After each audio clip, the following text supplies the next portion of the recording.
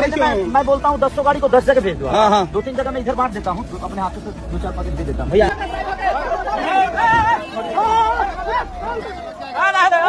रुका भैया, रुक चलो।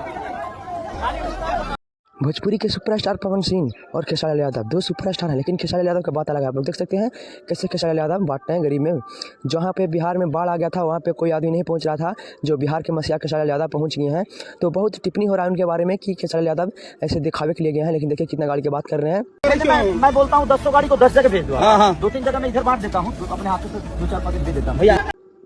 इनको 10 गाड़ी अलग लग गया है, ये गाड़ी में खेसारी लाल यादव अलग गए हैं। आप लोग देख सकते हैं बहुत ही मदद कर रहे हैं, जहाँ पे बाढ़ से पीड़ित हैं लोग, बाढ़ से पीड़ित वाले लोगों को बहुत ही मदद कर रहे हैं। आप लोग देख सकते हैं कितना अच्छा से, और जो खाने के लिए है खाने दे रहे हैं, पैसे दे रहे हैं, जैसे रहने के लिए है तो घर भी देने के लिए बोल रहे हैं। आप लोग देख सकते हैं इतना अच्छा ट्रेंडिंग स्टार खेसारी लाल यादव भोजपुरी में जब बिहार में है, इतना अच्छा कलाकार बिहार में कोई हो ही नहीं सकता है। आप लोग देख सकते हैं किस तरह मदद कर रहे हैं लोगों को।